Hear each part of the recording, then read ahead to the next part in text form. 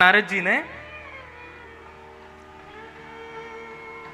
बहुत सुंदर कथा है, बहुत ध्यान से सुनिएगा, क्योंकि महादेव का भी प्रसंग इसमें है और मुझे अचानक याद आ गई तो मैंने कहा सुनाऊं। कथा श्रेष्ठ कौन सी? जो व्यास पूर्व सोच के ना बैठे और कहने लग जाए, वो कथा अच्छी है। और मैं सच बताऊं, मैं शून्य होके ही आता हूं।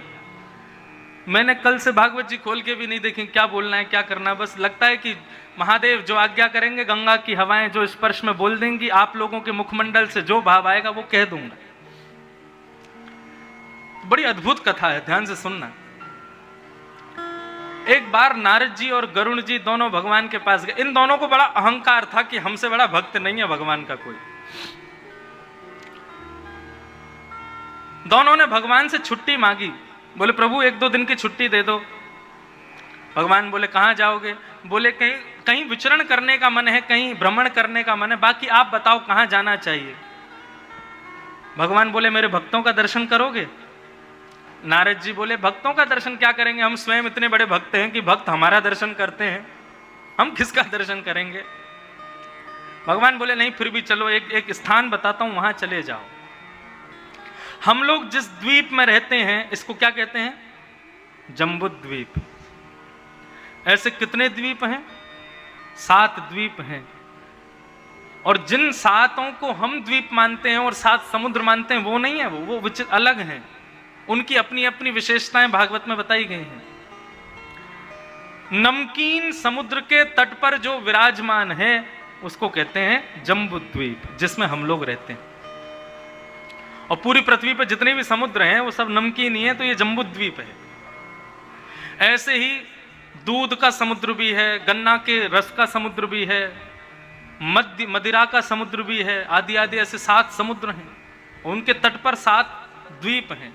तो एक द्वीप है, उसका नाम है श्वेत द्वीप। भगवान ने आज्ञा की, बोले जाइए जाकर के श्वेत द्वीप का दर्शन करो।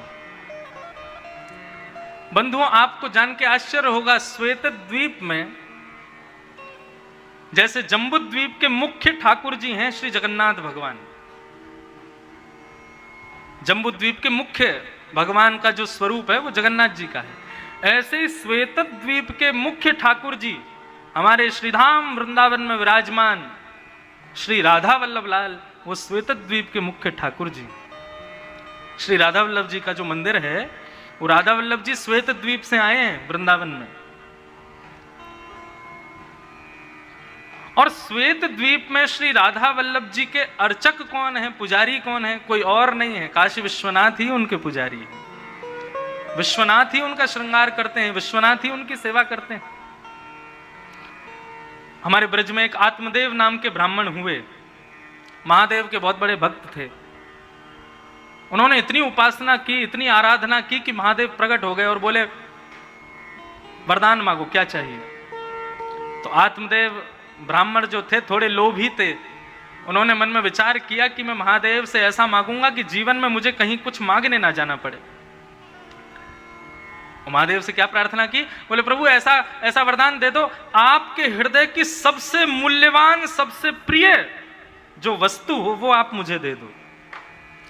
उनको ऐसा लगा था कि महादेव की मूल्यवान वस्तु कोई बहुत महंगी वस्तु होगी, कोई बहुत बड़ा रत्न होगा, कोई बहुत बड़ी धातु होगी जिसको पाकर के मैं धनवान हो जाऊंगा। लेकिन जैसे ही उसने कहा कि आप अपने हृदय की सबसे कोई मूल्यवान वस्तु दो, महादेव रोने लगे, चरणों में गिर गए। बोले भैया तू कुछ भी मांग ले लेकिन ये मत मांग। बोले नहीं। उसको लगा ये तो अब मैं जरूर मांगूंगा, ये रो रहे हैं इसका मतलब बहुत ज्यादा मूल्यवान होगी, मैं करोड़पति बन जाऊंगा, ये तो मैं जरूर मांगूंगा। उसने कहा महादेव मुझे और कुछ नहीं चाहिए, आपके हृदय की प्रिय वस्तु ही चाहिए। महादेव रुदन करने लगे। बोले भैया तुम अंदाजा भी नहीं लगा सकते, तुम क्या मांग रहे हो? बोले मुझे अंदाजे से परे की वस्तु ही तो चाहिए, लाइए दीजिए। तब महादेव अपने निज ठाकुर, निज सेवा के ठाकुर, जैसे हम सबके निज सेवा होती है अपने अपने घरों में, सबके लड्डू गोपाल हैं, मेरे गिरधर लाल हैं, ये हमारी निज सेवा है, अपनी पर्सनल सेवा है, इसमें किसी की दखलंदाजी नहीं चलेगी। ऐसे ही महादेव के निज ठाकुर जी हैं श्री राधा वल्लभ लाल जी। और ला करके उन्होंने वो राधा वल्लभ लाल जी को आत्मदेव ब्राह्मण को प्रदान कर दिया। और देख करके श्री महादेव रुदन करते हुए वहां से चले गए। आत्मदेव ने जैसे ही वस्त्र हटा करके देखा, और जब त्रिभंग लली ठाकुर जी का स्वरूप देखा, तो पहली बार ऐसा हुआ कि किसी के घर ठाकुर जी गए और वो भक्त रोने लगा, राम राम ये क्या आ गए, मैंने तो वस्तु मांगी थी, मैंने तो मूल्यवान कोई धन मांगा था, मैंने तो कुछ ऐसा मांगा था, ये क्या आ गया मेरे पास। अब तो इनकी सेवा करनी पड़ेगी, अब तो इनका वो भाव रखना पड़ेगा, भोजन और बनाना पड़ेगा। महादेव तो चलेगा, वो एक ही बार वरदान मिलता है, बार बार थोड़ी मिलता है। राधा वल्लभ लाल जी आ गए उसके पास, लेकिन श्री राधा वल्लभ जी की जो वंशी थी वो महादेव के पास थी। तब एक दिन रात्रि में जब अपने प्रभु का ध्यान कर रहे थे, तब उनकी वंशी ने ही महादेव से प्रार्थना की, बोले भगवान मेरे बिना ठाकुर जी सुख में नहीं है, आप ऐसे भक्त को देख के आ गए हो, वो प्रेम से सेवा नहीं कर पा रहे हैं, वो भाव से सेवा नहीं कर पा रहे हैं, तो बोले क्या करें, बोले मुझे पहुंचाओ उनके पास में। तब महादेव की कृपा से श्री राधा वल्लभ लाल जी की वंशी ही श्री हित हरिवंश महाप्रभु के रूप में प्रकट हुए वृंदावन में, और आत्मदेव ब्राह्मण से श्री राधा वल्लभ जी को ला करके श्री धाम वृंदावन में विराजमान किया। बोलो राधा वल्लभ लाल की जय। तो हमारे वृंदावन के श्री राधा वल्लभ जी कौन है? महादेव के निज ठाकुर जी, निज सेवा के ठाकुर जी। और इनकी सेवा कैसी होती है सुनो। नारायण ने आज्ञा की नारद जी और गरुड़ जी को, जाइए जाकर के श्वेत द्वीप के भक्तों का दर्शन करो। गरुड़ जी और नारद जी बड़े अभिमान में बोले, हमसे बड़े भक्त थोड़े ही होंगे, चलो हम दर्शन करने नहीं आशीर्वाद देने जाते हैं भक्तों को, और उनकी भक्ति बढ़े उसका आशीष दे के आते हैं।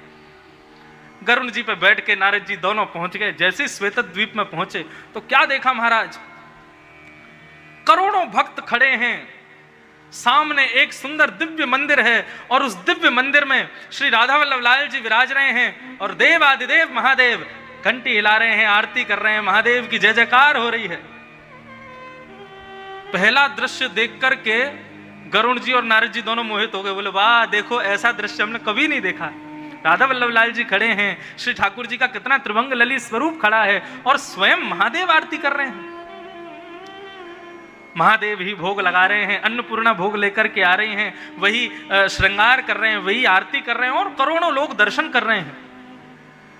लेकिन इतने में ही उन्होंने क्या देखा कि आरती के पश्चात महादेव ने सब पर जल छिड़कने के बाद, सबको आरती देने के बाद, जैसे ही कपाट बंद किए, कपाट बंद होते ही वो करोड़ों भक्त वहीं मूर्छित होकर के गिर गए।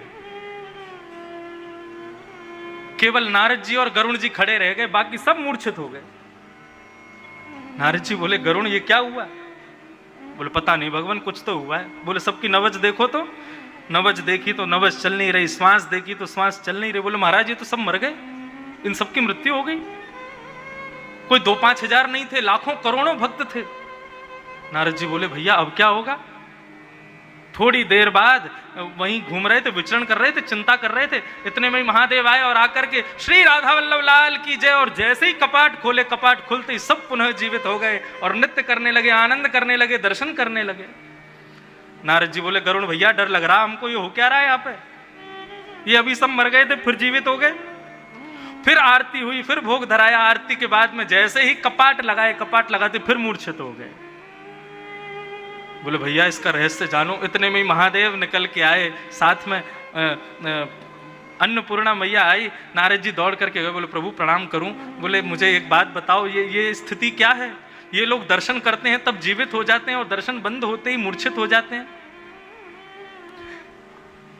महादेव के नेत्र सजल हो गए। बोले नारद जैसे सामान्य व्यक्ति को जीने के लिए अन्न की जरूरत है, प्यास बुझाने के लिए जल की जरूरत है, जीवन निर्वहन करने के लिए वायु श्वास की जरूरत है, ऐसे श्वेत द्वीप के भक्तों के अन्न जल श्वास तीनों श्री राधा वल्लभ लाल है। वो इनको देख करके ही उनका पेट भरता है, इनको देख करके ही उनको श्वास मिलती है, इनको देख करके ही वो तृप्त होते हैं, और राधा वल्लभ लाल जी के कपाट बंद होते ही इन सबके प्राण निकल जाते हैं। नारद जी गए और जाकर के श्वेत द्वीप के भक्तों की चरण की रज को माथे से लगाने लगे। बोले हम तो इसके कण के लायक भी नहीं हैं, और हम अभिमान करते हैं कि हम भक्त हैं। जिनका सर्वधन केवल और केवल ठाकुर जी हैं,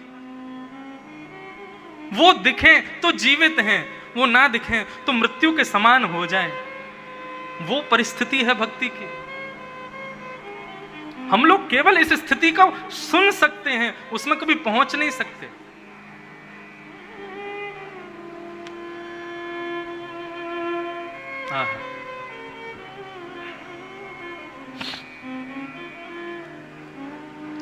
श्री सुखदेव जी महाराज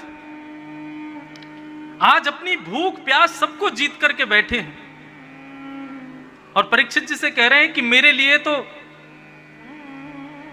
वो अन्न, वो जल, वो सब कुछ ठाकुर जी की मंगल चरित्र हैं, ठाकुर जी की मंगल कथा है। उस कथा को श्रवण करने के बाद मुझे भूख नहीं लगती, मुझे प्यास नहीं लगती, मुझे आदि आदि संसारों की इच्छाएं नहीं हो रही हैं। वास्तविकता यही है बंधुओं, जिस कथा के श्रवण के पश्चात साधारण रोटी खाने की भी इच्छा ना हो, केवल यह लगे कि यार इस समय भी कोई कथा ही सुना दे, इस समय भी कोई भगवत चर्चा ही सुना दे, इस समय भी कोई भगवत मंगल स्वरूप ठाकुर जी का कोई दिखा दे, तो समझना तुम श्रोता बने हो। 6 बजते ही घड़ी दिखने लग जाए कि भैया अब तो रोटी के समय हो गए, चाय का समय हो गया, जाएं जाके नाश्ता पानी करें और जाके अपना भोजन पानी करें, तो समझ लो अभी श्रोताओं का गुण 1% भी नहीं आया है हमारे भीतर। श्री सुखदेव जी महाराज कहते हैं, पिबंतम त्वं मुखाम्भोज अच्युतम हरिकथामृतम। हे प्रभु, आपके मुख से इतनी सुंदर कथा, यहां पर शब्द है चुचा रही है। चुचाना समझते हैं? रसगुल्ले का जो रस होता है ना, जो रस भरी वस्तु होती है ना, वो चुचाती है। चुचाना मतलब समझते हैं ना? रसगुल्ला किसी पन्नी में रखा हो रस के संग और बीच में कोई छेद हो जाए तो उसका रस निकलने लगेगा, धीरे धीरे धीरे धीरे जहां रखा है उस स्थान को अपना जमाने लगेगा, धीरे धीरे वहां पर फैलने लग जाएगा, चिपकाहट आ जाएगी, धीरे धीरे वहां पर छोटे छोटे छोटे चींटियां लग जाएंगी। इसको कहते हैं चुचाना।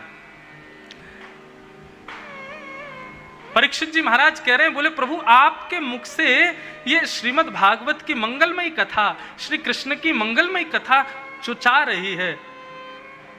और जब रस चुचाता है ना, और जब चेंटा जाता है उस रस को चखने के लिए, तो आपने कभी देखा होगा रसगुल्ले के रस पर चेंटा जब जाता है, जाकर के उस रस को लेने लेता है, थोड़ी देर बाद आप देखोगे वो वहीं मर जाता है, वो रस को छोड़ के जा ही नहीं पाता, वहीं पर उसकी मृत्यु हो जाती है। मतलब 2 भाव हैं। पहला भाव तो ये कि वो इतनी चिपकाहट होती है कि उसके पांव फंस जाते हैं, निकल नहीं पाता, बेचारा सुबह तक मर जाता है। लेकिन ये तो सांसारिक भाव है। आध्यात्मिक भाव क्या है? बोले रस को चखने के बाद उसको लगता है कि मेरे जीवन का सर्वधन मुझे मिल गया, अब इसके बाद जीवन में और कुछ चखना शेष नहीं रह गया, मेरे प्राण यहीं निकल जाएं बस, और वहीं पर वो अपने प्राण त्याग देता है। तो मानो शुकाचार्य जी यहाँ पर ये च्युतम शब्द कहते हैं, मतलब आपके मुख से ये सुंदर भागवत की कथा चुचा रही है, मतलब मानो कहना चाहते हैं कि मैं एक चेंटा हूँ और ये श्री कृष्ण कथा को सुनने के लिए आपके समीप आ गया हूँ, आपने इस रस को चुचा के इस स्थान को उससे अपलावित कर दिया है, अब जीवन में और कुछ पाना शेष नहीं रह गया, इसको सुनते सुनते यही प्राण त्याग दूंगा, मेरा सर्वधन यही है और मुझे कुछ नहीं चाहिए भगवान। आपको ये चिंता है कि मैंने भोजन नहीं किया, मैंने पानी नहीं किया, लेकिन मेरी चिंता ये है कि मुझे उसकी चिंता ही नहीं है, मुझे भूख लगती ही नहीं है, मुझे प्यास लगती नहीं है, आप तो केवल ये कथा मुझे सुनाते रहो, यही मेरी भरपाई कर रही है, इसी से ही मैं संतोष हूं। हम लोगों ने अपना जीवन अन्न पर आश्रित कर लिया, लेकिन ऐसे कितने संत हैं बिना अन्न के भी जीवित रहते हैं। और हमारे वृंदावन के रसिकाचार्य तो श्री कृष्ण रस से ही जीवित रहते हैं। स्वामी श्री हरिदास जी महाराज जब कुंज बिहारी प्रकट हुए तो उनके लिए 56 भोग बनाते थे। 56 भोग बना करके भोग लगाते और भोग लगा करके सबको बांट देते। जब उनके शिष्य परिकर ले जाकर के 56 भोग की सामग्री उनके सामने रखते, बोले प्रभु प्रसाद आप भी पाओ, तो स्वामी श्री हरिदास जी अपने आसन में से एक कुशा निकालते और उस कुशा को खीर में डुबो करके, और जितनी उस कुशा में खीर आती उतनी जिह्वा पर लेकर के कहते बस मेरा प्रसाद हो गया, मैं इससे ही आनंदित हूं। बोले भगवान इतनी सुंदर सुंदर पकवान बने हैं, ये नहीं पाओगे? बोले इस पकवान से ठाकुर जी के सामने 56 भोग रख करके ठाकुर जी अपने भक्तों की परीक्षा लेते हैं। बोले क्या? इतने सुंदर सुंदर पकवान रखे हैं, तुम्हारी जीभ इस पर ललचा रही है कि तुम्हारी आंख अभी भी मुझ में ही गड़ी हुई है, ये परखने का प्रयास करते हैं। स्वामी श्री हरदास जी कहते हैं प्रसाद है, इसलिए इसके सम्मान के लिए मैं केवल एक कोशा मात्र ही लूंगा, लेकिन मेरा मन अभी भी इसमें नहीं आया है। मेरा मन तो कुंज बिहारी के दर्शन में ही है, वही मेरे सर्वधन है। इस स्थिति में पहुंच चुके हैं कथा के प्रति श्री शुकाचार्य जी के अनन्य सेवक श्री परीक्षित जी। उस स्थिति में आ गए। दुनिया में सबसे कठिन काम क्या है बंधुओं? बताओ, दुनिया का सबसे कठिन काम क्या है? और कठिन काम भी चलो मैं नहीं बोलता, दुनिया का सबसे बड़ा कष्ट क्या है? बताओ। आप अपनी क्षमता अनुसार जहां तक जा सकते हो वहां तक बताओ, दुनिया का सबसे बड़ा दुख क्या है, कष्ट क्या है? आप लोग सब अपने मन में सोच लो, अब मैं बताता हूं। महाभारत की कथा है। 18 दिन तक युद्ध चला और 18 दिन बाद जब कौरव मारे गए, संजय ने घोषणा की कि महाभारत युद्ध समाप्त हो गया। दुर्योधन की जंघा पर भीम ने गदा का प्रहार कर दिया और कौरवों की हार हुई है, पांडव जीत गए। इन शब्दों को जब धृतराष्ट्र और गांधारी ने सुना, बहुत रोए दोनों। तब गांधारी अपने पति के चरणों में प्रणाम करते हुए कहती है, भगवान आपकी आज्ञा हो तो मैं अपने मृतक पुत्रों का मुखमंडल देख लूं। मेरा जब आपसे विवाह हुआ था तो मुझे पता चला कि मेरा पति नेत्रहीन है, तो मैंने पातिव व्रत के पालन के लिए अपनी आंखों पर पट्टी बांध ली। मेरे पति नहीं देखते तो मैं भी नहीं देखूंगी, लेकिन मैं आज आपसे आज्ञा चाहती हूं, मैं अपने पुत्रों को देखना चाहती हूं। जीवित नहीं है, मृतक ही देख लूं। धृतराष्ट्र ने आज्ञा दे दी, जाओ जाकर के देखो। 18 दिन की भूखी प्यासी गांधारी जब रणभूमि के मैदान में जाती है तो द्वारिकाधीश को पता चल जाता है कि काकी जी आ रही हैं। भगवान बोले तो फिर काकी जी को हम अपना भी दर्शन तो करा ही दें, इतने दिन बाद पट्टी खोली है तो हमको भी तो देख ही लें। और ठाकुर जी वहां पर बेर का वृक्ष बनकर के खड़े हो गए और उस वृक्ष में इतनी सुंदर सुंदर बेरों को प्रकट कर दिया और उनकी सुगंधी से उस स्थान को इतना महका दिया कि बस पूछो मत। गांधारी जैसे ही रणभूमि में आई, कुछ खाया पिया तो था नहीं, 18 दिनों से भूखी तो थी। और भूखे व्यक्ति को यदि भोजन की सुगंधी आ जाए तो उसकी भूख और तीव्र हो जाती है, और भोजन दिख जाए तो फिर वो आदमी किसी से रुकेगा नहीं। गांधारी जैसे ही रणभूमि में आई, अपने पुत्रों के विरह में आई थी कि मैं अपने पुत्रों को देखने। बताओ पुत्र विरह कितना बड़ा होता है। लेकिन जैसे ही गांधारी ने उस बेर के वृक्ष को देखा और मोटे मोटे पके हुए बेर के फलों को देखा, तो गांधारी संजय से कहती, संजय मैंने 18 दिन से कुछ खाया नहीं है, यहाँ बढ़िया बेर का वृक्ष लगा है, पुत्रों को देखूंगी तो मेरी हालत और गंभीर हो जाएगी, मुझे और रुदन होगा, मैं और कमजोर हो जाऊंगी, कहीं मेरे प्राण ना निकल जाएं, इसलिए मैं सोच रही हूं थोड़े फल खा लूं फिर आगे चलूंगी। संजय कहता है, मां मैं कोई व्यवस्था करता हूं फल तोड़ने की, आप यहीं रुकना। संजय चला गया व्यवस्था करने के लिए, लेकिन ज्यों ज्यों फल दिखे गांधारी की भूख उतनी तेज होती जाए। गांधारी से अब तो रुका नहीं गया, पास में देखने लगी ऊपर कैसे चढ़ूं। तभी वहां पर रणभूमि में इतने सारे मरे हुए शव पड़े थे, उन शवों को लाला करके एक दूसरे के ऊपर रखती गई और सारे शवों को रखते रखते रखते रखते अंत में सबके शवों के ऊपर चढ़ करके जैसे ही बेर तोड़ा, वृक्ष गायब हो गया, द्वारिकाधीश वहीं प्रकट हो गए। काकी जी राम राम। गांधारी बोली, अरे द्वारिकाधीश। बोले आप पहचान गई मुझे? मैंने कहा आपने पट्टी खोली है तो जरा अपना दर्शन करा